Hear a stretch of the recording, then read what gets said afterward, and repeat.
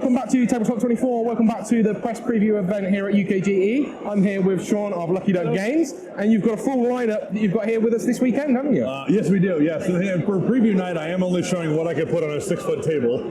So we have definitely more at the booth that we'll have. But I've got some games that have come out recently. I've got one of our hottest games that we've come out with in the last year, and then also a preview of something that's coming out in October or August. I keep saying October today. So recently, High Shelfie came out in April. This is a game where you're drafting and filling your bookshelf with all of the coolest things that you want to make it look the best possible to take a picture of yourself in it. Phil Walker-Harding is the designer of the game, very well-known designer as well. The game takes about 25 minutes. Everybody is playing towards different objectives, if you will, in the game. Okay. Flamecraft is one of our hottest games that we've had come out recently. The game sold out immediately in October when it came out, and then it was about 5 months before we could get a restock back in.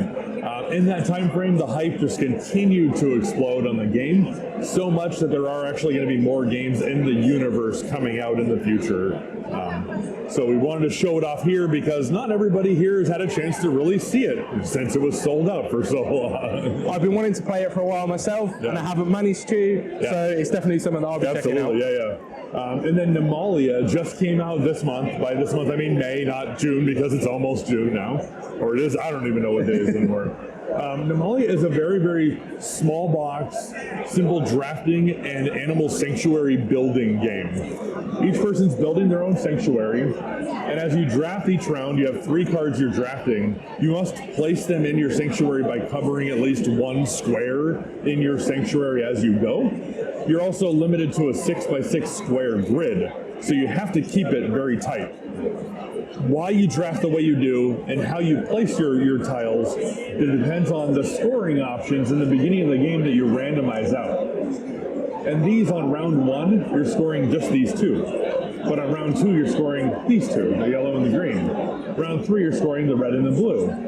So depending on what round you're in, you might be drafting for now, or you might be drafting for later at the same time. So that's all part of the strategy of the game. And you can see what everyone else is building into their own sanctuaries, so you might pass them cards that give them negative benefits as well as part of the strategy. Pick your moment. The game is very quick though. It's about a 15-minute game to play. So. Pick your moment of when you want what you want. Exactly, yeah. Perfect. Yeah, like drafts in this case on this card, they're bad to have. So like pass drafts to other people. Try not to take them yourself, right? And then the last thing, our big preview for this weekend, this is going to be our Gen Con release of this year, is Cosmoctopus, partnered with Paperboard Games. Designers Henry Audubon, the designer of Parks. So very well-known game that he designed already. Cosmoctopus is an engine building game at its core. You are devotees of the great inky one in the sky, and your goal is to summon the great inky one to your favor. As a worker placement and engine building game, you'll take the great inky one, you'll move him orthogonally somewhere on the board 1 space, or pay extra resources to move him further along. Wherever he lands, you pick up the resources that are related to those different spots. Then you have cards in your hand where you'll spend the resources according to their cost to play those cards. And that's the engine building mechanics. As these cards get placed in front of you, you might get discounts permanently towards new cards. You might get bonuses, do this, also do this. The red cards, they're called hallucinations, and once you play them, you discard them. They usually have a very high cost and a very big reward.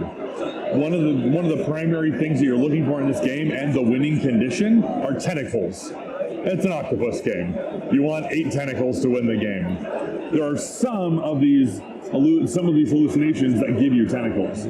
Primarily, you're going to get them from these constellation cards. Once this gets paid, it goes in front of you, and you must collect these resources in order to be able to pay them off. So it's going to take a few turns to do. But once you do, you get all the rewards listed on the bottom, including a tentacle. Your tentacles go into your own galaxy, and once you have all 8 spaces filled up, you will take the Cosmoctopus and put him into your galaxy, and you will win the game. Get tentacles, win the game, get control the universe. Win the game, exactly, right? Brilliant. So, Sean, thank you for giving us the time to do this. Obviously, check out this when it's coming out. You've got the hotness. If you haven't, some good games that have come out from earlier in the year. So thank you again. Check out the other videos from this preview event, and we'll catch you next time. Take care.